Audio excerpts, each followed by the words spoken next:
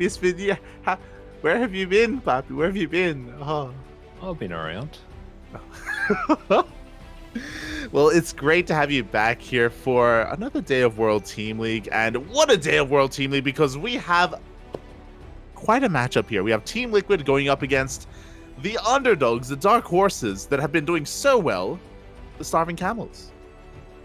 Yeah, absolutely. And this is kind of a weird matchup to judge. I think we were talking about it earlier in the week where basically Liquid are one of these teams that are, towards the middle, maybe a little bit higher up, and they're one of the kind of teams that Starving Camels is looking to kind of push down into that bottom 7 and get themselves up into the top 7. And it's a really good litmus test here to see if they're actually that kind of team.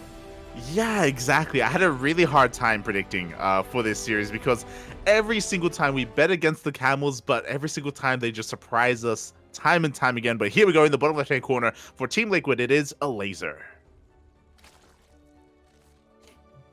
And in the top right-hand corner of the map for the Starving Camels, this is TooDming.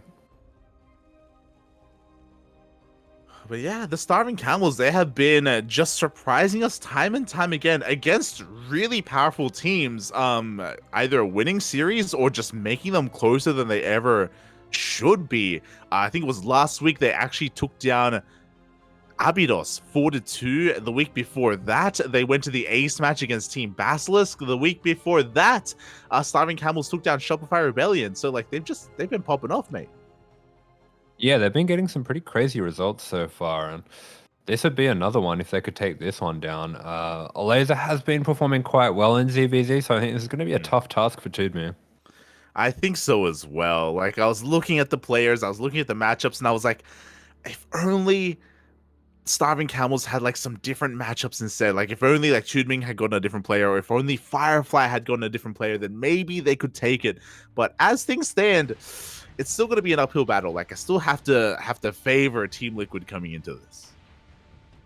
Yeah, I do as well. I actually predicted a 6-0, which I think would be a pretty big shift in the form of SSLT if that did happen.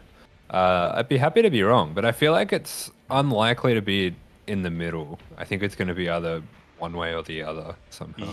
Yeah, exactly. I agree. So, yeah, we'll see if the Camels can pull off that team GP maneuver that they have been so fond of. You know, every single time they got the playbook, they make game 1 look close or maybe even one-sided, but game 2 they come in with a wild build.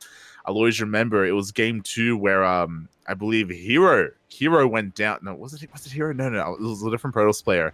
But I believe Silky went for a Ling Lin, and he actually mined the minerals on Neo Humanity against Creator. That's it, against Creator on against Abydos, and he cheesed out Creator, and I was like, I was shocked. It's crazy. Yeah, they've been getting upsets over and over again, and each week I'm just kind of waiting to see. I mean, I feel a bit.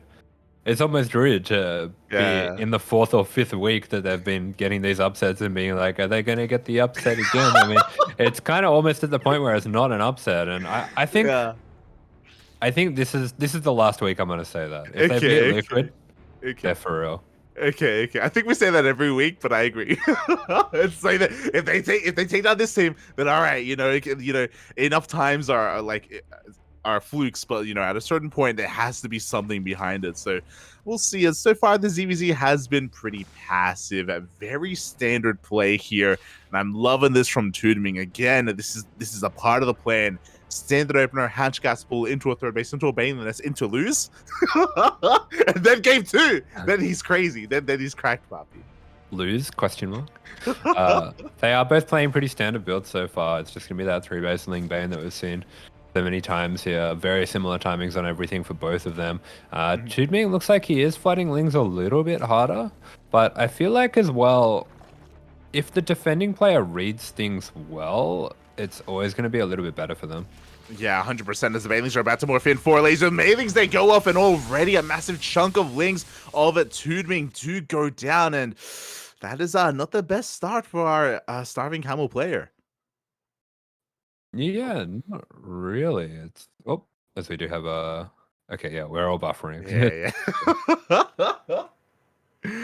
As it looks like, okay, looks like we are coming back here. It's all good. It's all good. But yeah, we did see TooDming take a bailing to the face. Unfortunately, we can see there in the unit source tab 11, Lings did go down, so not the best start, but it's all good. The Ling Bane has only merely started as TooDming is not stopping. Yeah, he is not. He is really going for it, sending some bailings into the main here. Looks like we're going to be getting some decent connections there. Elazer with the split, but not a perfect one. Yeah, he does lose a chunk of Lings as well. We do see a couple of Lings that were peeled off as well to morph Bailings into the main base of Elazer, and I don't know if he's really spotted that, as that is in the main. And I do think that the Bailings are still being morphed in. I can't quite tell. Yeah, there's a lot going on all at once here. Hmm. Oh, yeah, okay. Uh, no, Yeah, Papi. yeah, yeah. Yeah, it looks like TooDming actually in the midst of all that did lose a couple of drones as well. Elaser's going for a Mhm. counterattack, and we are going into a little bit of technical issues. Um, yeah, we're gonna have to see and figure out Yeah. what's going on. Wouldn't be a Team League clean feed cast without it. True, true. As it looks like the stream is back actually, and Laser is looking to try and bust in towards that natural base already. It looks like TooDming is falling a little bit behind in the economy. It looks like I think the stream just went down again. God damn it. It's coming We have back. a Rage Warren. It We sure did. is a Rage Warren. I can It's see it. it's so big. Elazer's Oh, got so much time to think about this Ling split. he does. I hope he can hold his breath. Oh god. Oh, oh, we're back. The Lings are gone. Oh, do you think they lived? I think these... No, these are TooDming's Lings. Well, he's not way down on supply, so... I think so. Oh, gee, that was close. Oh my god. Bailing almost finds a juicy detonation there, but it looks like Elazer does have a massive worker lead. And it's going to be on TooDming to try and come back in some way. We have Roaches in production for TooDming. It looks like he's going to be committing to an all-in. Behind this, Elazer is the player who's been droning, who has a lair on the way as well. His goal here is to survive. Yeah, pretty much. And I mean, he's got all the tools that he needs to do that. It's just going to be a case of whether he's going to catch on to these roaches being produced in time. And it looks like he is starting to squeeze out some of his own. He does have roach speed on the way a little bit faster as well. Looks like he's keen about getting into some upgrades too. Oh, yeah, exactly. And with those upgrades, Elazer's going to get further and further ahead. TooDming hasn't made a worker in quite some time. How long? We don't know because the stream has been cutting out. But TooDming is just gig all in. He's sending everything yeah. across the map. He does have quite a large army. Yeah, he's about 25 drones down. So he really needs to do some damage with this. And the thing that's really rough about this as well is, as Elazer starts to make some spines, taking this very, very seriously, TooDming's not even really that far ahead on army right now. Yeah, exactly. The army supply is evening up. On top of that, we have queens to defend back at home as well. We need the juiciest bailing connections, and even then, they don't really help too much in Roach versus Roach either, as Lings are flooding on in. The transfuses are looking pretty good from the side of Elazer, and TooDming is running out of steam. Yeah, this looks like it's going to be a pretty clean hold coming out from Elazer. Even splits off some Lings to put some pressure on the third as well. He will just back off as these couple Lings of TooDming start to trickle on through, but we have two spines finished at the third. Nothing can be done. GG is called. Elazer takes game one. Oh, and we have a new overlay. Look at that. Hey, that's nice, actually. Got the full screen cam. Oh my god, I don't know how I feel about that because we have the winner cam and we have the loser cam in the bottom right. So yeah, we're also gonna get the we have the loser cam POV as well, just to be a little bit sadistic like that. Can you imagine just having like the fist pump in the middle and then just like out of the corner of your eye down the bottom, you can see table getting smashed? That sounds incredible. I would like that, but we're not going to get that. We're going to get immediately, like, just the cams off, you know? Like, yeah, that is true. Oh, God. But we'll see. We'll see. So, yeah, shout out to the WTL organizers and production as well, because it looks like they have been adding to the broadcast over the weeks. And, yeah, that may not be the only thing that they've added, but nice nonetheless. Yeah, for sure. I mean, they keep on they keep on making these little updates, and it's kind of cool. I do like that they're putting so much effort into it, even updating some of the scores from time to time. And as much as we might not disagree with the scores themselves, we might disagree with the scores themselves. At least they do update them based on performance, at least in the team league. I don't know if they're updating them based on outside performance as well. True, true. I mean, now we have confirmation that there are 2 S tier players, Serral and Maru. So feels good, man, that at least Maru has that, and they've been able to, listen to our feedback because clearly it was ours. But we'll keep an eye out on some of the other updates that we do take note of as we're getting into game number 2. And TooDming's map of choice is quite a smaller map. It's going to be Dragon Scales. Yeah, these 2 maps, for whatever reason, just changed. Okay, I was gonna say Dragon Scales and Royal Blood for whatever reason are just like paired in my mind. Yeah. Mostly because when this map pool first came out, I thought they were the same map. Yeah. But we're gonna have Gretzvan instead, and Gretzvan for ZVZ. I think this is going to be very wild. There's a lot of high grounds all over the place to hide banelings. There's big, wide open spaces, especially in front of the third, to set up roach attacks. There's a lot of potential for some wild, crazy games, and we do see wild, crazy games in pretty much every matchup on this map. Oh, true. Gretzvan, we talk about it all the time. It has led to amazing games in every matchup, and we love it dearly. But yeah, I also agree as well on something you just said about Royal Blood and Dragon Scales. I think it's just the color palette. Like, there are obviously clear differences between the maps. They're not the same, really, in any way, or in some ways. But like, they're just very like dark and gray, and aesthetically, they're not too different. As opposed to Gretzvan, which is a little bit brighter. Different color scheme going on. Maybe things to keep in mind when deciding on maps on the new TLMC. As voting is, I think, live now or soon to be live. Oh boy. I did see Cataclysm, which is the map that I thought looked really silly gameplay wise. Actually looks really cool visually in game. Oh yeah. For some reason, the creep, when there's creep on it, and the base is like glowing red, it looks pretty sick. Oh it's yeah. Like a WoW bad people place. I don't know what you call them, where the demons come from. Horde? No, not the Horde. The actual demons. The Legion? Yeah, the Legion, those ones. Yeah, there you go. The Burning Crusade, in, like, that's this it. really like hellish spot. Yeah. And it looks like that. Yeah. Wait, no, there was a WoW expansion called Cataclysm. Do you reckon that's why they... It's got to be linked, right? Yeah. I don't know what that expansion's about. I couldn't tell you. It's about the dragon, the Deathwing. Oh, okay. In the top left-hand corner of the map, for Team Liquid, this is Elazer. The okay was so dismissive. Oh yeah, I know who that is. Yeah, the dragon. Yeah. That guy. There you go. In the bottom right hand corner for the Starving Camels, it is TooDming as well. I know we've spoken about this before. You played WoW before, and you play it mainly for the story, or mainly just chilling, having some fun, run around and level up and look at the pretty colors. Do you know what the Deathwing is? I found out yesterday. Oh, kind of. I just know that it's a big bad dragon that froze the dragon people. He froze the dragon people. Control them. Yeah. He was trolling them? He couldn't control them. Oh. So he froze them. Yeah. Yeah. I have the smallest fragment of the story. I'm not really following it very well at the moment. But fair enough. Mate, I know that he's some guy. He's some scary guy. Yeah, he's the guy. Yeah, he's the yeah. There's so many guys in WoW though. Like I can't. They're all the big scary bad guy. I can't keep track. He's the guy, but you know what? There's also another guy as well, and I don't quite know the difference between them. Yeah. And then there's a good guy that's like maybe a bad guy, and they're like fighting each other, but it's ambiguous. Yeah. And everyone's a bit mad about it, but maybe not.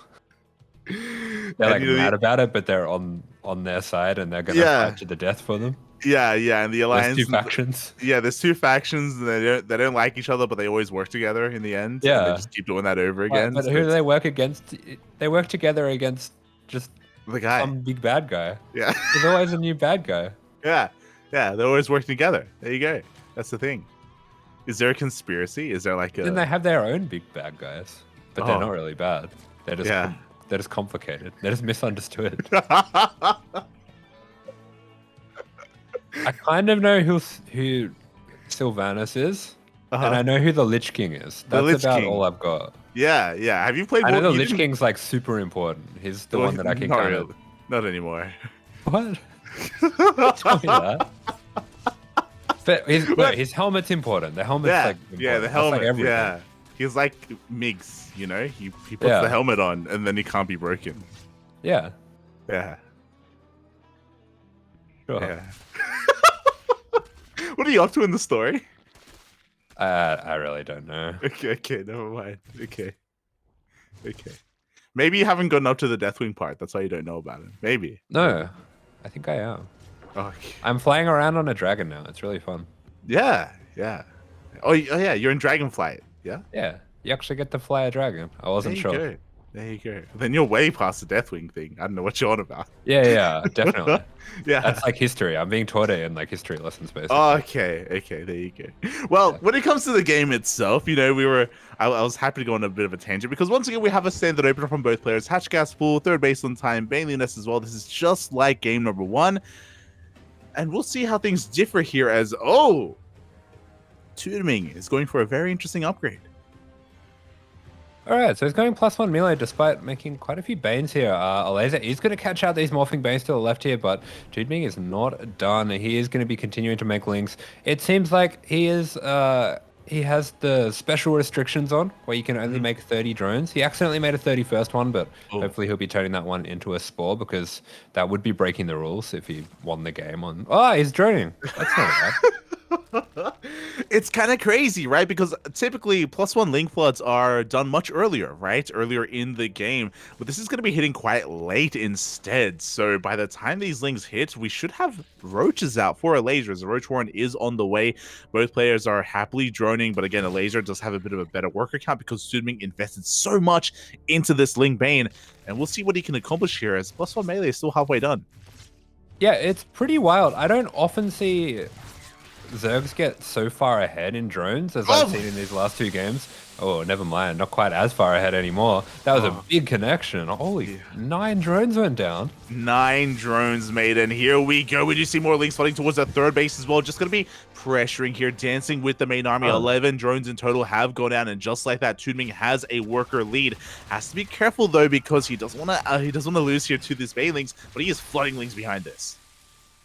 Yeah, I mean, all of a sudden, as you were saying, very close in the worker count between the 2 players, and Elazer doesn't have that advantage anymore. It seems like he was kind of relying on greeting out a really large amount of drones and then closing that window, but TooDming manages to strike, and now it thinks looking a little bit scary, but that's a wonderful Baneling connection that relieves so much of the pressure on Elazer. Yeah, it really does. There are 2 more Banelings here in between the bases, and TooDming has to be very careful, but the wall is not a wall. The links are getting into the natural base. +1 melee is now done. Roaches are coming out, but they are getting surrounded. So far, we haven't hit the critical mass of roaches, then they're going down. Yeah, and the Lings are starting to take damage in the drone line. Oh, and the Banelings in the main were not scouted, so they will be getting the connection. The team at GP Maneuver losing the first game and then dominating the second game is well and truly underway with Elazer down to 28 workers only, and he's losing his queens. Man, I'm telling you, puppy, they know what they're doing. Even when they're losing, they're winning. As here we go. The Lings are flooding on forward. The queens have all gotten surrounded. There are only a couple of roaches left, but the Banelings are rolling on forward into the mineral line, and without defensive Banelings of his own, Elazer, he can't hold. Oh, there is just nothing here to protect the units of Elazer. We're going to be having another Baneling connection. So many of these drones going to be going down to the Lings. Good Baneling connection for Elazer, but it's just not really going to be enough. There's not enough of meat to his army. GG is called, and it TooDming takes game 2. Oh, GG. Well, there's... Yeah. Of course. Yeah, what we expect. There's the cam off immediately from the losing player, and just like that, the Starving Camels have tied up the series 1-1. And I'll be honest, I had a really hard time figuring out whether I wanted a 2-0 or a 1-1 here. I was on stream. I did my predictions on stream. I spent like a good 10 minutes on this matchup, and I was trying to figure it out. I did go for the 2-0 for Elazer, but damn, TooDming. I think you went for 1-1. No, I think I went 1-1 for the next one. Yeah. Oh yeah, you did. Yeah. Oh, but just like that, strong start for the Starving Camels. I don't know how they keep doing it. I'm almost starting to suspect that, unironically, part of their strategy is to aim to win game 2 and to make game 2 look the exact same as game 1. Yeah, yeah. I'm telling you, mate, it's not just like mind games, but it's also the mental play as well. Like I'm sure, I'm sure we can have some people like kind of psychoanalyze this, but like the ability to lure your opponent into a false insecurity just boost up their confidence, and that'll kind of make them slip up, make certain mistakes that they otherwise wouldn't. It's all part of the plan. You know what? I'm getting on board with this. I'm starting to see the pieces fall together. And I think he might be onto something. I think basically what happens is they're trying to lull their opponent into a false sense of security. Yeah. Where they will just be like, oh, I'll just play the same safe style game too. Yeah. There's no way I'll lose. It's just, we're just playing ladder games right now. Yeah. Yeah. And then they die. And then it's anything but. No one expects the delayed, what was that, like 5 to 6 minute +1 melee timing where you just floodlings across the map. And it's such a risky way to play as well, because imagine if those Bailings didn't get into the mineral lines. It happened like 3 times, to be fair, but like imagine if that economic damage wasn't done. Then honestly, TooDming would be in a terrible position. Like it's so heavily reliant on him actually dealing damage early on with those Bailings, but he does it. He did it. Yeah, that was kind of wild, and I feel like Gressfam was a good map for that as well, just because there's so many open paths leading into each of the bases. But anyway, with that one behind us, we do have a PvZ ahead of us, and it's going to be Mana coming up against Silky. Silky, another one who's been taking out some decently big names, but here we go, spawning in the bottom left-hand corner. It's the Protoss player for Team Liquid. It is Mana. And spawning in the top right-hand corner of Ancient System for the Starving Camels, it is a Silky. We hit our Polish Protoss quota for the day. True. There we go. We always have to have at least one in every broadcast, and we got him. Oh God, I love Silky's setup every single time. Like the Karate Kid, like the sweatband, the tennis sweatband going on. Like it's I love it. It's beautiful. Yeah, meanwhile, Mana has centered the camera in the middle of his neck. No forehead for us today. True. He has some head hair. Sorry, head hair? Just to say some bed hair. But also head hair as well. I think that is technically accurate. So he doesn't want to show that off, doesn't want to reveal that he hasn't showered today, so he's gonna just keep that cut out. Fair enough. I can understand. I can relate. But yeah, what are we really expecting to see here? I haven't casted a Mana PvZ in a while. I don't think I've casted Mana anything in a while. I do feel like he's generally not too... I don't know how to say this. I don't think he does anything too wild either way. Like when I think of his play, I don't think of him like turtling into a late game. I don't think of him hitting really sharp early timings. I just think of kind of just a pretty well balanced mid game. Yeah, and I would have 100% agreed with you, and until this week, where I actually was able to cast 2 series of Mana this week. I was able to cast him in a PvZ against Raynor during Kung Fu Cup, and I also casted him yesterday against Cham in a best of 3 as well in the OSC mid-season playoffs. And in the initial series against Raynor, Mana was wild. He went for a Robo Opener into a Disruptor drop, and he also went for a Glaive All-In in game 2. And I was really shocked. I was like, oh my god, like he's like hyper aggressive. But maybe it's just against Raynor, right? Maybe it's just, he's up against Raynor, go do something crazy because he's so good. But then he did a very similar thing against Cham as well. He was like hyper aggressive. So yeah, that's kind of changed my perception of Mana a little bit just because of that series against Cham. So I'm curious as well as to what he'll bring to the table here, as surprisingly to me anyway, goes for a Stargate opener, which is more standard. Yeah, interesting. I'm worried for him if he does go standard, because he's going to be liable to the Team GP maneuver in that case. If he does open up with just a very safe standard, feel your opponent out play, I think he's falling right into his trap if he does. Yeah, exactly. Silky, he wants it, Bobby. He wants the standard play. He wants to lure you in. I'm telling you, Silky, he wants to lose game 1. As we're getting into this, and this is what I'm talking about. Even though it's a Stargate opener, we have a Void Ray first. Hey, if he wants to lose game one, he's not going about it the right way. Already getting 2 probes with that link. Wait, did you see as soon as that second probe died, Mana's eyes shot open? It was crazy. It was like he woke up. Like it was like up until that point he was like on autopilot. Then I was like, oh, playing some StarCraft. Oh my god. Forgot who I was for a moment there. He thought he was Silky, and now he realized, oh no, I'm the Protoss player. And, Ooh. oh my god. Another good pickup for Silky. Silky's getting some really nice damage. And, gee, okay, who was it that he beat last week? He beat someone really good last week. Crater. Yeah, okay. Huh? Now I'm a little bit more worried. He might just go off script and win game one. Mate, he's got a lair on the way. This is almost looking like a Nidasolin, as we do have a second gas on the way, though. So that's throwing me off. I would have assumed a Link Queen Nidasolin, but the second gas geyser could be for something a little bit different here, as a Roach Warren is thrown down and additional gases as well. Never mind. Hey, interesting. So we do have Mana just securing his third, and he is going to be clearing out all of this vision with the Void Ray. This is, I have been seeing lately, just stylistically, a few Protosses going back to the Void Ray, or some even making Phoenix a little bit after their Oracles to clear out Overlords. I think it's a really strong move just to get some vision, but Silky's also doing a great job of being active with the Lings to make sure he still has some map presence. Yeah, exactly. I mean, the Lynx are doing a great job. We see a massive wave of Lynx headed across the map to try and deny it and apply pressure to this third base. And the Void Ray is slow. It's going to have a hard time keeping up here, and we may just get another Adept kill. Meanwhile, that lair timing that we saw from Silky was really early. And oh, now we see what it's for. Oh. I think that's a misclick. I don't know. Or is it? I don't know. Is it cheaper than speed? Is it possible that he's faking it out for these Adepts? Is he faking it out? It's possible. We don't have regular borrow. That's the thing. That's what I'm worried about. Yeah. What is it? It doesn't work without Borrow. No, it doesn't. It must be the only upgrade in the game that's like that. Yeah, I think so, and I'm pretty sure that Silky wants to go for a bit of a roach timing because he's making roaches so early on, and there's no reason to make early roaches this early, unless you're up, especially when you're up against a Stargate opener. But it's such a shame that he's got tunneling claws on the way, unless it's on purpose. I don't know.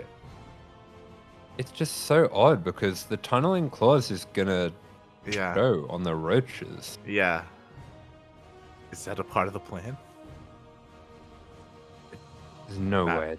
It's He's going for a roach all in. This is so smooth. He's going for a roach all in, and he's gonna hit, and then he's gonna realize, why are my roaches so slow? Oh. yeah, I think so. Yeah. Oh boy. But at least they can. Oh, we queued up roach speed behind it. they were queued up together. I'm so confused. Actually, that kind of makes it more likely that it was a misclick. Yeah. Oh boy. So we are going for that roach. We're going for that. Now he must know. We're going for the roach all in across out. This is going to be delayed because there's no roach speed. The Void Ray is going to be able to go ham on this, and Silky is droning. Yeah, this is a little bit tragic. We're just going to be showing the roaches. We're going to be leaving with our tail tucked between our legs, and I wouldn't mind him getting Burrow as well, just to make use of it. I mean, Burrow is really not that expensive an upgrade. Exactly. I agree. I feel like at this point, why not? You know, just go off script and go for Burrow instead. But we'll see if he's able to do so here, as he is going to be pushing out. He maybe got into the head of Mana a little bit. We have cannons being thrown down as well in the mineral lines, you know, just in case the Burrow is used. Yeah. I mean, this is kind of crazy. He really has thrown both of them and us for a loop.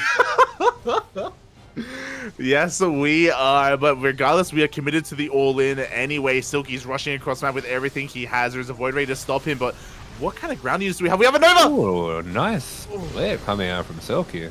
Oh my god, a very last second split, but you know what? There are 2 Immortals already. There's a Disruptor as well.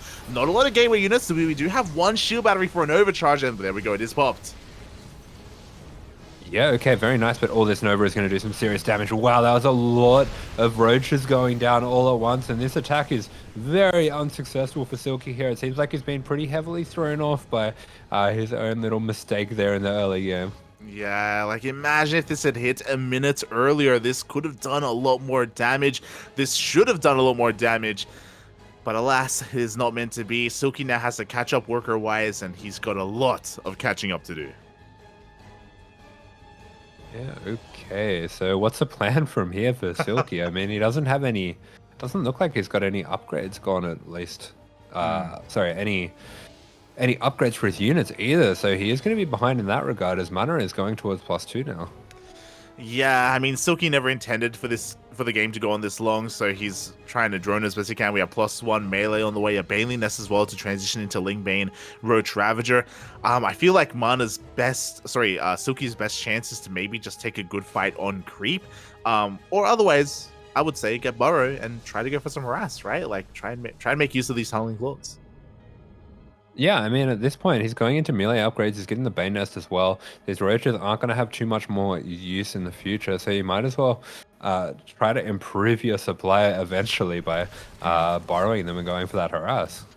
Yeah, exactly. But that is not what we're seeing here. We have an infestation bit being thrown down to get into Hive Tech, to get into Adrenal Glands, and potentially even Vipers as well. And, you know, Silky's been able to drone up a decent amount, but the problem is that the quality army of mana is pretty impressive. You know, he's already got Disruptors, he's got Immortals as well. Yeah, I mean, Mana's been able to build that army up for quite a while now, and he's getting a good little bit of damage as well with this Oracle and the Void Ray.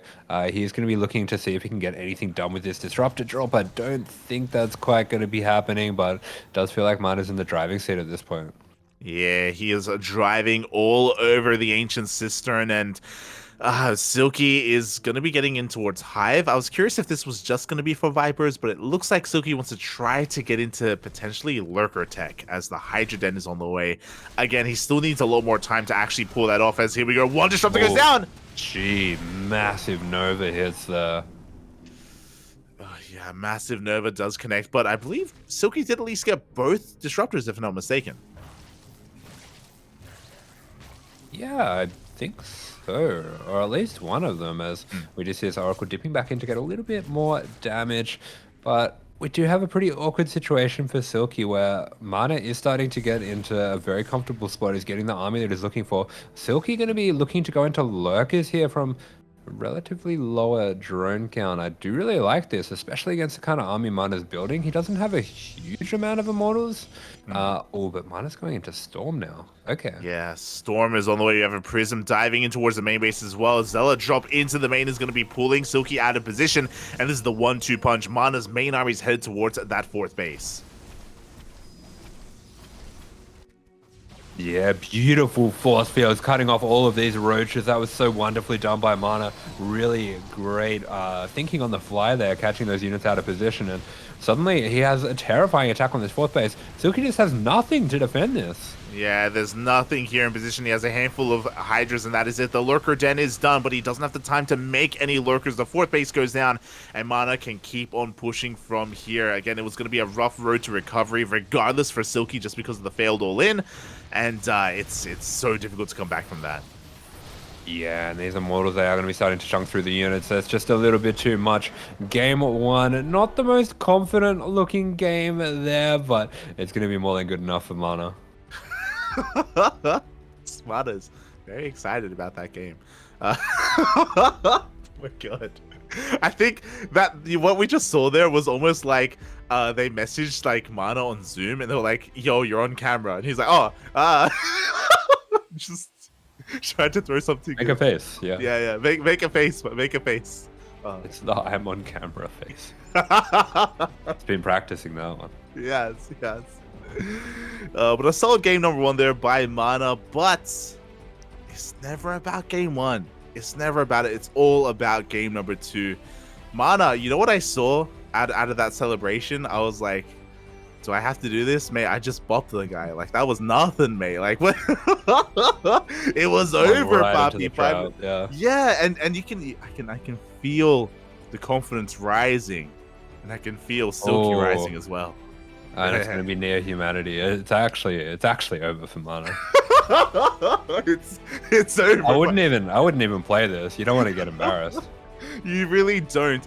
And I'm curious. I want to believe that the players are preparing for their matches, even on some of these, you know, maybe more one-sided matches. And I hope that Mana was watching last week, because this is the map where Silky did mine out those minerals and did go for the Ling Flood against Creator and cause the upset.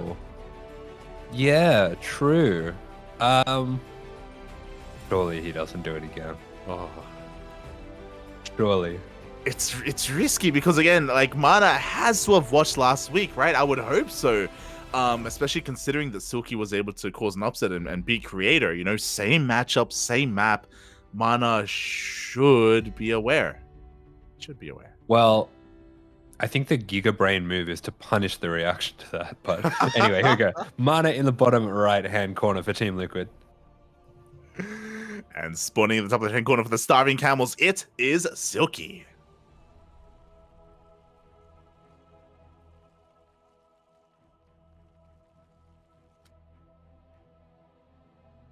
Oh boy, here we go. The headband, it's strapped on. We're getting strapped in. We're getting the close-up on the jugular of Mana. And really, that's all that Silky has his eyes on that jugular. As, oh my, he's going for a gas pool opener. My god. Oh, okay. So very aggressive coming out from Silky. I do like this approach to this map, but Mana is going to scout it right away. It looks like it was a nice early probe sent out to go for that hatch block. Yeah, so Mana does confirm the gas first opener, and with gas first, you can go into a Bane bus. You can just Ling Flood with Ling Speed, or you can go into a fast Roach Warren, as Silky's drone is moving over towards the center of the map, and we'll see if he takes that center base, and it looks like he will.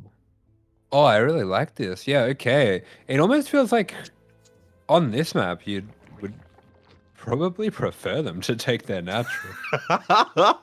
You're not wrong. You're not wrong. Like, this center base is dangerous because of that gas geyser as well. And because we're taking the center base, I wouldn't be surprised if this is going to be to go into faster roaches. We'll see, because Silky has 100 gas, and he hasn't invested into... Oh my god, it's no Ling Speed! Oh, that's the fastest lair I've ever seen. That is literally the fastest layer that you can get in this game. Oh my god.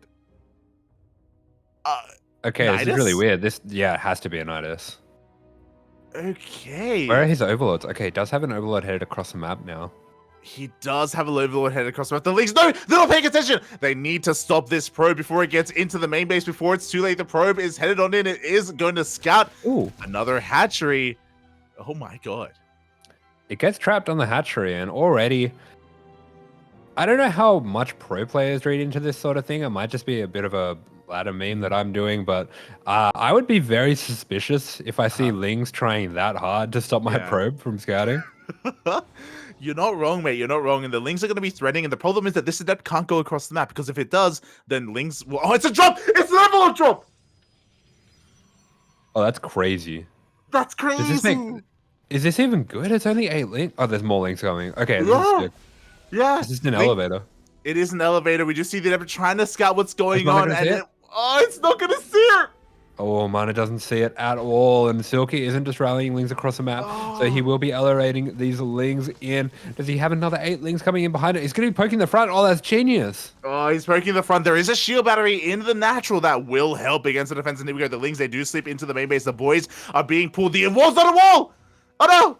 But it soon will be. Yeah, nice quick pull there, and we do have Mana securing that wall. The Shade, unfortunately, not going to be getting out in time, but we are having our Lings continue to be ferried into the main here. All in all, though, I would say this hasn't been too successful yet, and Silky, he seriously needs to do some damage. He only has 16 drones. Yeah, he is very all in here. Lings, they get into the main, but there's an Oracle as well to help deal with these Lings with the Pulsar Beam. And there we go. The beam is activated. Lings are falling left and right, and Silky is running out of steam.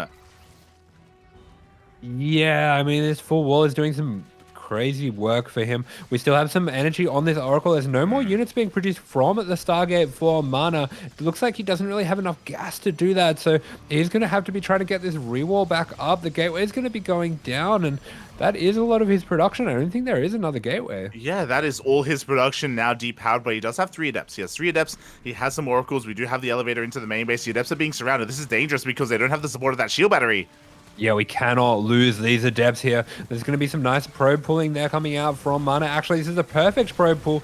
Picks the perfect amount of probes to keep those adepts alive, and only 3 of them going to be going down. We finally have a Void Ray being chronoed out, and if that Void Ray does get out, I think that will be the end of this rush, especially because it can push the Overlord away, but this is going to get really scary before that happens. Yeah, some of these trades have been wasteful from Silky, and because he's been losing too many of these lings, we do see the Adepts going to be threatening them. We do have a surround being set up here, but with this shade, the Adepts do get away.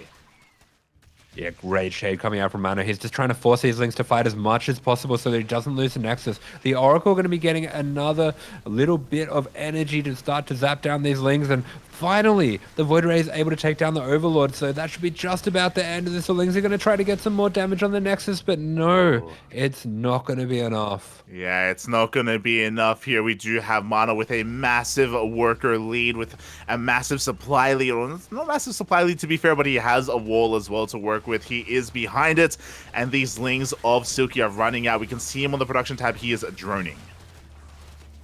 Yeah, these last few lings are going to get cleaned up here. Not without taking down an extra probe, and Silky just continuing to be very annoying with these lings, but I think that's just about the end of it. And yeah, all in all, he is pretty behind. I'm not sure if I'd necessarily say this game is over, but it's pro gamer over. Yeah, exactly. It's one of those things where Mana just has to play out his game, and he should be perfectly safe. We're going to be looking to see if Mana ever overextends for something else to happen, as, oh, we do have the Oracle going across the map. The Spore isn't done, and 3 drones go down. This is devastating because every single drone counts here in this situation. Yeah, I mean, if Mana can get some more damage here, he will be just so very far ahead. And it looks like, yeah, Silky decides that there is just nothing he can do about these adepts. We're going to be having I don't like the eyes, but I like the hands. I like what he's doing with his hands there. Yeah. Getting a little bit of a rave going on there. There we go. I'm liking the hands as well. And just like that, Mana takes the 2-0. Game 2, though, was a little bit more stressful, and I'm loving the setup by Silky. It was very well hidden, but the execution was lacking. It felt a little bit. It felt like he wasn't too, especially initially, wasn't too sure what he wanted to get done with it, and was maybe a little bit too wasteful with those lings. And over time, Mana was able to finally solidify and then defend. Yeah, I mean, that looked really spicy for a moment there. But in the end, I mean, Mana was doing the right thing, playing safe, going for a Stargate. It did actually work out for him this time. He didn't get Team GP maneuvered by playing a safe, comfortable build. It actually turned out to be the right choice here. I think he would have been in a bit of trouble if he was going for a Twilight opener or something like that. Yeah, 100%. So, was a close one, but alas, Mana will take it 2-0, and now Team Liquid have a lead. Now Clem only needs to win 1 game here to bring down the Starving Camels. It's all gonna come down to Firefly, the ace player of the Camels. Yeah, and if he can take down Clem 2-0, I will not be able to believe my eyes. That's for sure. Yeah. 10,000 Fireflies. 10,000 crying diamond Terrans. I'll be one of them. Oh my god. I mean, I'll be honest, I can see Firefly taking a game. Maybe that's me on Kirby. I can see him taking a game, but because Mana 2-0'd, that's not going to be enough. Firefly needs to do more than just a game. He needs to take 2 games. And against Clem, the best European Terran player out there, who's been on fire, who's just been so in form, the Team GP maneuver isn't going to be enough here. See, I actually vet myself at this point where I was going to say 1-1 Clem Firefly, and then I'm like, oh, that's just balance one. I'm just saying that Protoss is OP if I do that. So I reined it back and I went for the 2-0, but I'm not completely sure. Yeah, we'll see. We'll see how Firefly comes in prepared. Again, he is probably the best player to bring down Clem from all the players on Starving Camel. It's going to be all on him, and yeah, we'll see how he does. You know, rankings wise, apparently C tier. It's got some decent stats overall, and even a decent form as well. Not bad.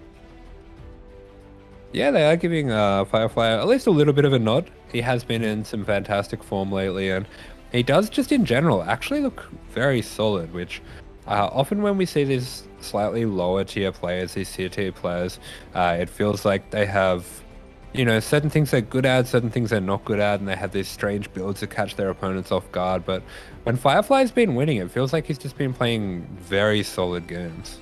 Mm. Yeah, I agree. I agree. Like Firefly, it isn't just solo games, but like he can do that and go toe to toe with the best of them. It's been really impressive to see him go up against some of the best players in the world in World Team League. He's been able to really thrive here as well. Oh boy, but he's up against Clem, one of the best Terrans out there. On altitude though, quite a large map. I wonder. All right, Asher, you're Firefly. You know what works against Terran. What do you want to see? How do you bring down Clem? How do you bring him down? Altitude's going to be hard because I think Firefly is a very strong defensive player, especially in this matchup. And the route to victory I see for him is kind of just turtling up and letting Clem into him and then going into like a carrier transition or something and just go across the map once he's defended for long enough. That's going to be pretty hard to do on altitude. I think Clem's going to be able to outgrow him quite easily if he's afforded the map control. I'd say for most Protosses, the best way to play on altitude is like a high probe gateway man kind of style. But I don't know if that's something Firefly likes to do. Yeah, I can see that happening, like a swarm toss style, Haas-esque, if you will. But yeah, as you were saying, I don't really know if Firefly is that kind of player. I don't know if he's willing to, spread his wings in that direction, and try something out like that. But we'll see, because again, I'm sure these Camel players put in a lot of preparation into their matches, and I'm just excited. I'm very excited to see what Firefly has prepared, because that's something that all these players always come into this series. They always have a plan coming into it. Yeah, especially game 2. Yeah, always game 2, Papi. Always game 2. Oh my god, Silky, he came so close. I love the build. I love the creativity. Like, when was the last time you saw the fastest lair you've ever seen just to rush into a dropper lord, right? And it was all hidden as well. It was all hidden. Oh my god. Oh, it's like a chase build actually. Where's chase? Yeah. I could see Chase doing that build. If we show him this, maybe he'll come back to laddering. Maybe he'll come back to us. Oh. Smooch. Not likely. Oh god. So we'll see as we're getting ready for the game, or for the third matchup here of this series. Looks like the players are just, preparing themselves physically, mentally, emotionally. Not just that, but I'm sure they're also just looking pretty for the camera as well. They're getting ready for their celebrations. Yeah, of course. I mean, we had a few people dodging out on the camera last week, but it looks like they've put the work into their post-game camera. I don't think they're going to be allowing that again. Exactly. And here we go. We're loading on in, and in the bottom left-hand corner of altitude for Team Liquid, it is Clem. And in the top right-hand corner of the map for the Starving Camels, this is Firefly.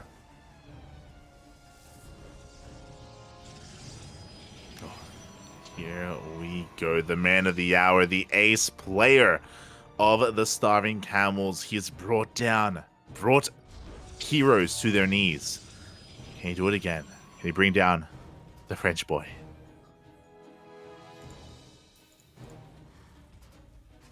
Yeah, I mean, Clem historically has sometimes fallen to some slightly weaker Protosses, so I am always a little bit worried for these more aggressive Terrans when they do come across against Protosses that are a bit lower MMR than... I mean, MMR is a weird thing to talk about, but you know what I mean? Like, he's definitely favored in this matchup. Yeah, I get what you're saying. Like, and I completely understand the sentiment as well, just because I always, whenever I think of Clem's TVP, I know I shouldn't, but I always think about him losing to Nice at Home Story Cup, that sort of thing. And it's like, I know that he's really good, but I also know that upsets can happen sometimes in this matchup. And I know that Clem has fallen before, and he can fall again. So we'll see how this goes. Clem, for a moment, just a quick reminder to everyone, don't forget to stretch. Don't forget to posture check and make sure there's no slashing in the chat. Yeah, of course. You got to stretch there. It's the It's the Maru thing, having the sip of water between 17 and 18 supply. Every good Oh. Terran has a nice big break between those suppliers where they just, do their taxes, water their plants, feed the Yeah. cat. Yeah. They've got high APM, so they've got a lot Well, they can get done. There's nothing to do. It plays itself. It's Terran. Yeah, that's exactly what I meant. Oh my god. But yeah, he's just getting ready here, warmed up for his matchup. Meanwhile, we do see a bunker being thrown down. The Stalker's gonna try and deny this, and it looks like the Stalker will barely stop this from getting up. Oh. Yeah, that gets up just a moment too late. It looks like Clem throwing that down, recognizing that Firefly wasn't making a Zealot, but the timing is always extremely close in that case, and it looks like it didn't quite work out for him this time around. Yeah, exactly. Meanwhile, we do slip into the main base. Can we grenade past the pylon? It looks like we won't attempt to. Clem will back up for the time being, does at least confirm the additional or the initial wall, but doesn't quite see the tech. Yeah, okay, so it doesn't get the full scout, and it looks like it is just going to be a pretty standard blink opener coming out from Firefly. Wow, and a bit of a surround here as well, as the Reaper will barely go down to the last shot of that Stalker. And alas, Clem is in the dark. Nothing too crazy behind this, but it is that Twilight Council opener, as you were saying. We should be getting into Blink from here, and Clem will not be aware of this.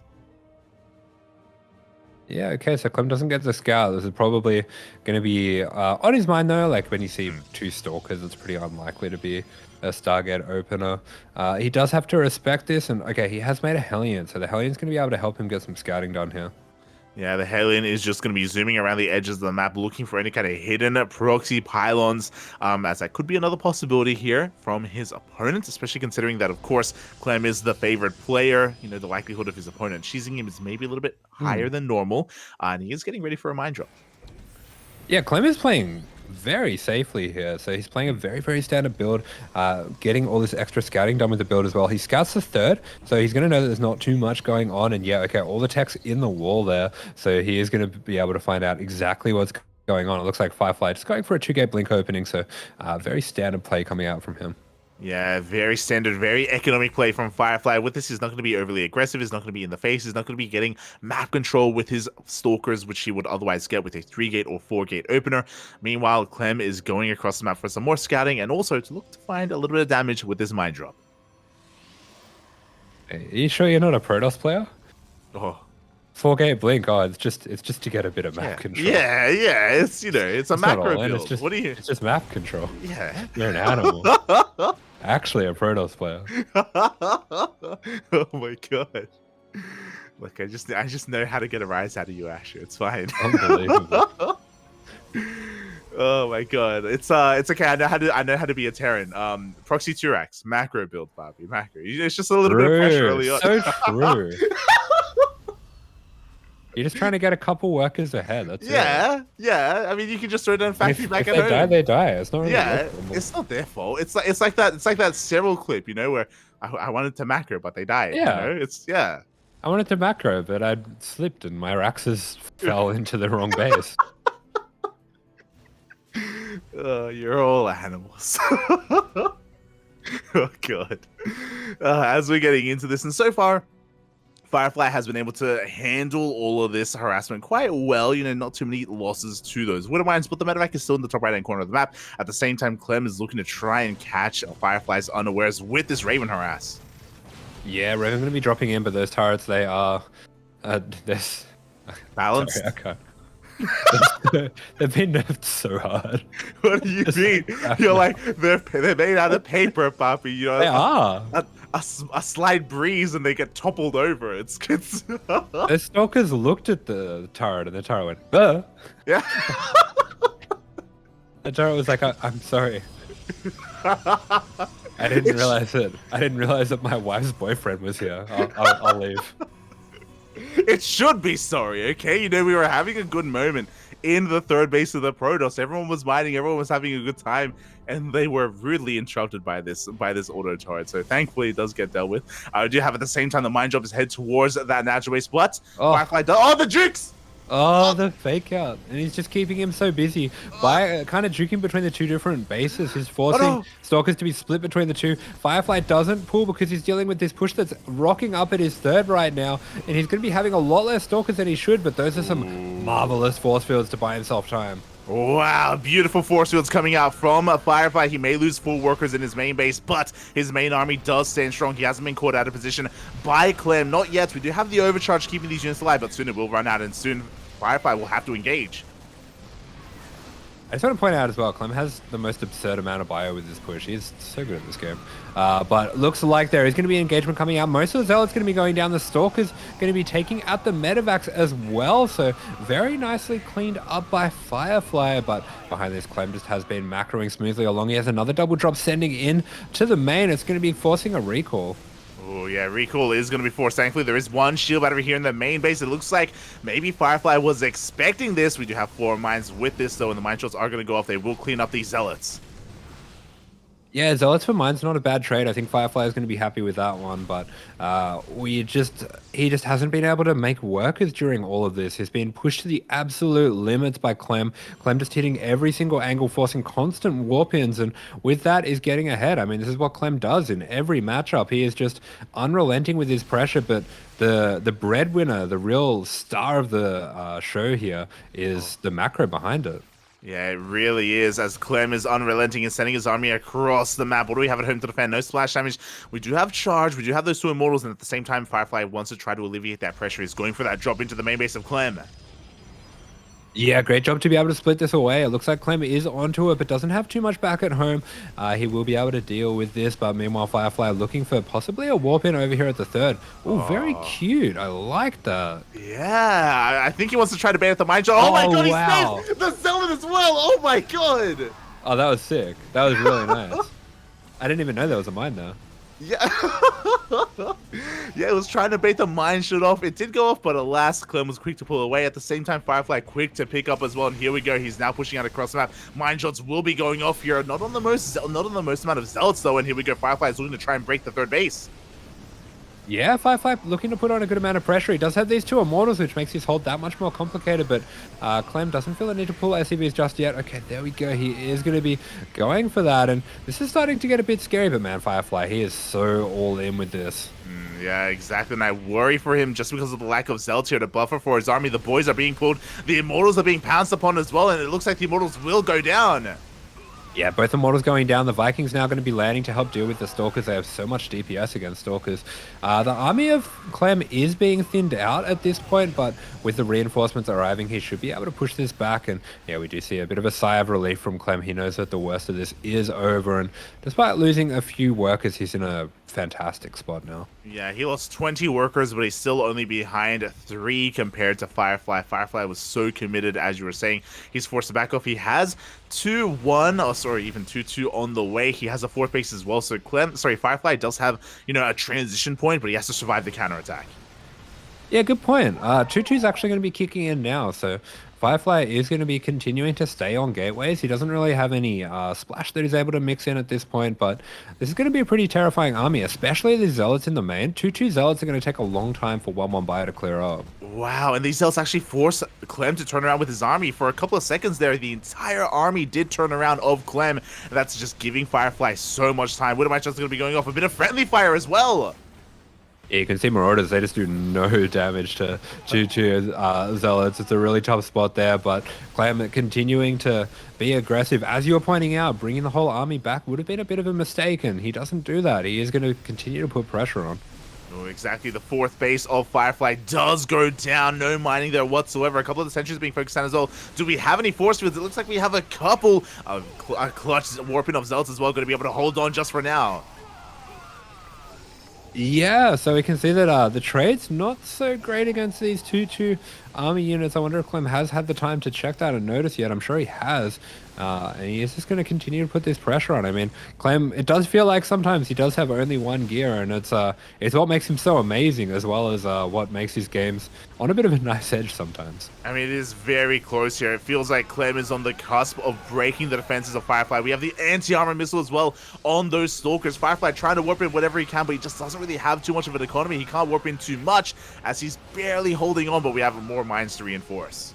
Yeah, with these weapons, he's just dribbling in Zealots wherever he can, but he is desperately trying to hold on. The shield battery overcharge has expired. There is no more juice left on that battery, and Clem is unrelenting. He just keeps on putting pressure on these stalkers, the ghosts, the mines, the marauders. They are doing everything that they can, and looks like he is just kind of F2ing everything across the map, and it is working.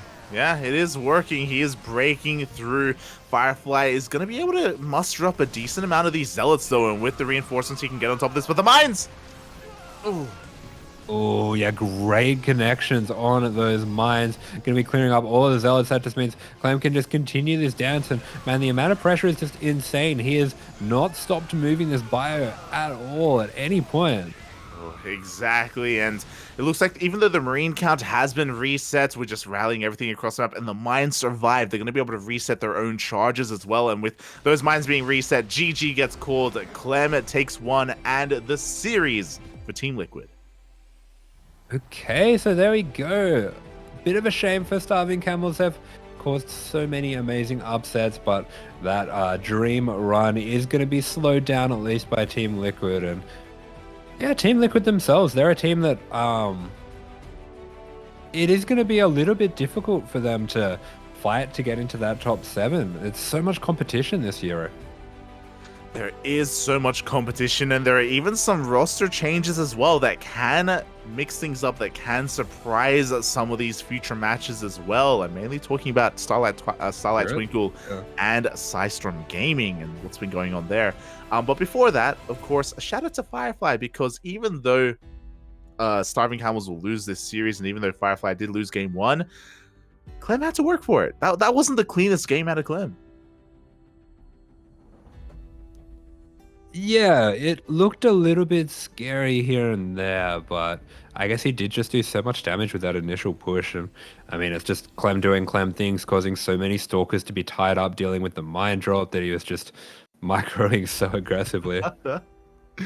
Yeah, exactly. And, you know, Clem, he does look quite, or he does end up taking that first game. But Firefly, it wouldn't be a Starving Camels match without us getting into game 2 and potentially tying it up here overall in this best of 2 as well. Firefly still has his map of choice, and he can still put a point on the board.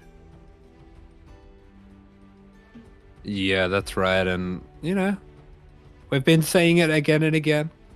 Well, Starving Camels, they're most scary when they're backed into a corner.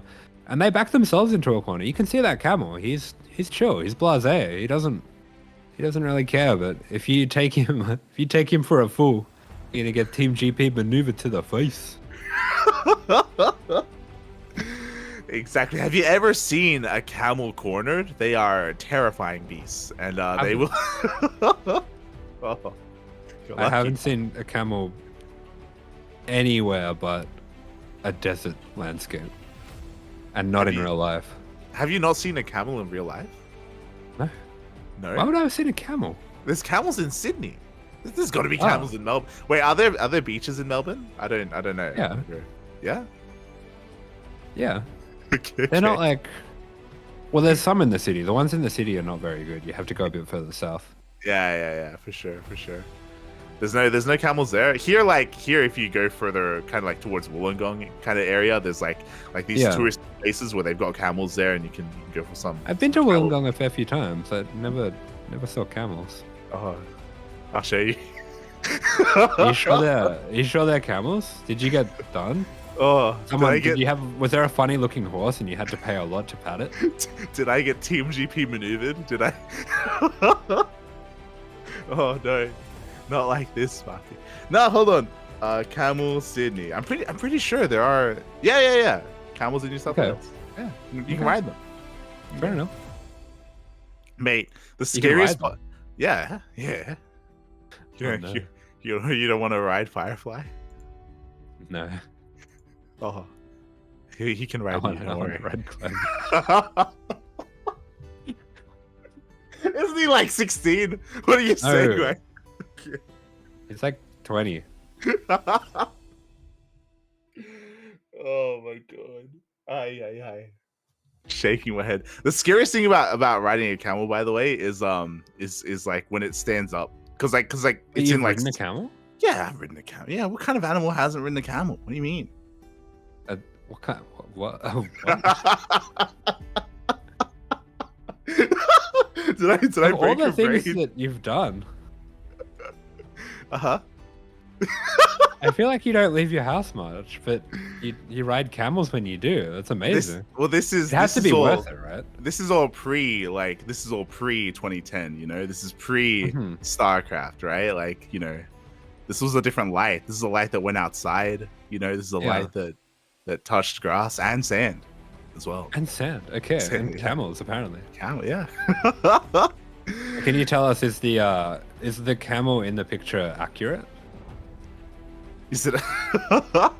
I'll be honest. I haven't seen a camel eating grapes before. I haven't witnessed that before. So I cannot confirm or deny the accuracy of this image. Okay. Yeah. But they're Maybe you huge. should bring some grapes with you next time. Oh, true. Yeah, maybe I can feed them. Yeah. I'll bring them when we go together. Amazing.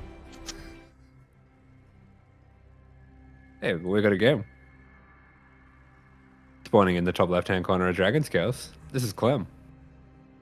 And spawning in the bottom right-hand corner of Dragon Scales for the Starving Camels, it is Firefly. Okay. So the way how are you watching? Okay, so when a camel is when it's on its knees, all right, when it's Yeah. No, I know what you're talking about. Yeah. They go like Yeah, front yeah. knees down. Yeah. yeah. They go like this, and then they go like this sort of thing, you know, when they stand up, and it feels like you're gonna tip over and the world is gonna end, and then your life is in the hands of this mythical beast, and you're going on a trip, Papi. It's crazy. It's crazy. Oh. Were you ever the same? No, Okay. I never went outside again. That was the beginning of the end, Papi. That was yeah. You're like, I've done everything I wanted to do. True. Have you gone horse riding? I've been horse riding. Yeah. When I was a lot younger. Hmm. I haven't gone recently. Right. I would do that again. That's fun. Yeah. When you were young, were you like horse riding, or was there like an instructor like leading the horse for you, or did you have like control of the horse? Oh, I have no idea. I'm guessing it was probably a pony as well. Yeah. Horses are big. They're big. Yeah. They're ponies are big. Yeah. Sure. I mean, I don't really know. It's kind of saying stuff. So we're getting into this. I believe you. Yeah. Believe yourself. You said it. You rode one. Okay. But What else have you ridden? if you were a horse though, If I was a horse, okay. what color would you be? Would you be like one of the like kind of splotchy brown ones, or would you be like a black and white one, like a cow masquerading like a as zebra? horse? Yeah, or a zebra, like the one from Racing Stripes. Right. Yeah. A horse that could. I I know what movie you're talking about. I did Yeah. not watch Racing Stripes. It's I a did not watch zebra, and then when he wins, they say that'll do, horse. That'll do. And they put him down and eat him. Oh, you see when they put him down? No, Okay. I can't remember. I watched it a long time ago. Like I watched a parody version of it, and they put the horse down. Oh, okay. I'm just talking shit. I have no idea. I guess he just wins the race, and they say that even though he's a zebra, they still love him. You've never watched this movie, have You you? say zebra or zebra? I say, what's the Aussie way to say it? I don't know. Zebra. Zebra. Zebra. Because zebra is Zebra. the Z, Yeah. so it's a zebra. It's a zebra. Yeah, Like a bruh. A zebra. Okay. Things are happening, by the way. Oh yeah. Yeah. This looks like it's gonna be a 4K blink. Also, it's a macro opener. Yeah, just pressure. It could be Yeah. 5 gates actually. I have seen a lot of Protoss players doing this Stargate opener into 5 gate blink on Dragon Scales. I'm gonna do the Terran thing and just tell you that 4-gate blink is disgustingly broken on this map, and I have no idea how you hold it. So this is gonna be interesting. Yeah, we shall see, as we do have that proxy gateway across the map. The Stalkers are making their way across the map as well. I believe am I crazy? This is without a robo, right? Yeah, because you got the Phoenix for the high ground vision. There you go. There we go. The Phoenix has been produced here. So Stargate opener into Twilight Council. Firefly. I'm telling you, Poppy, he's going full team GP maneuver, trying to play with his opponent's mental here. As he's actually looking to set up to take a third, but I guess he's just got that for sure. I don't think he'll actually throw one down. You can just take a third with this. It's yeah, macro.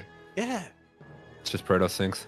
As we do see it looks like Clem's going to be skipping out on tanks entirely. So this is why this build's so effective, especially when you show a Phoenix. That is really tricky because it looks like it's going to be Phoenix Zealot or Phoenix Colossus, both of which you often don't get the first tanks. You usually skip those, and you can see that Clem is skipping those, trying to go into early mines. So he has barely anything to deal with this in the main. It's just going to be a few Marines, little bits of bio here. No Marauders at all either. He is hard countering a Phoenix opener. Oh, exactly, but the Stalkers have arrived. The boys are being pulled. A lot of these Stalkers are deep or going in towards the yellow. They're taking quite a bit of hull damage. We did get a snipe on combat shields, but not on Stim. Yeah, really fortunate for Stim, for Clem. Or it's probably planned as well that he put Stim on the back tech lab. Yeah, it's a nice little trick you can do. But yeah, I feel like the Protoss player sometimes just guesses, and he did get lucky there. He does get Stim, but he has to be so decisive here with this Stim because it's just Marines. Marines do not trade well with Stalkers unless they are fully committed, and Clem does fully commit, but this is where things start to get really scary as the Warpins continue to come in. Is Clem going to be able to produce is he going to be able to outproduce Firefly? Is he going to be able to keep up? He's doing a fantastic job tracking him. Yeah, such a great job having that spotter SCV in position, able to keep up with the rotations of Firefly, able to situate himself here at his natural base. But we do see Firefly head towards the main, but we do have Widowmines waiting for him. Yeah, we do, and that's really smart from Clem. He recognizes that there's no observer with this. Okay. It has been spotted. It was just a little bit too close to the edge there. Yeah, exactly. One Widowmine will go down, but that does deter the blink regardless. Firefly is backing off, and we do see Clem has survived here on 2 bases. Firefly forced a transition, working up towards charge. Yeah, this is an insane hold by Clem. Yeah, not really. I don't want to say you're not supposed to be able to do this, but it's definitely hard to make this work. And I'm very impressed with how he's managed to hold this. But it looks like the worst is over, and Firefly are going to have to back off. So Clem now has a pretty significant advantage, especially if he decides to go for a worker pool here. Exactly. We'll see if he does, because he does have a third CC behind this, so he's looking to macro on out. Upgrades are on the way. He did peel off a medevac to go for a drop on the left-hand side of the map, and this has gone unscattered. He's going for quite a delayed mine drop. I do actually think that an SUV pool is pretty much impossible to hold here, but Clem, he is such a solid player. It would be a little bit out of character for him. I feel like he does always just want to be, pressuring and going to the next step and the next step, and that's what makes him so scary as a player as well.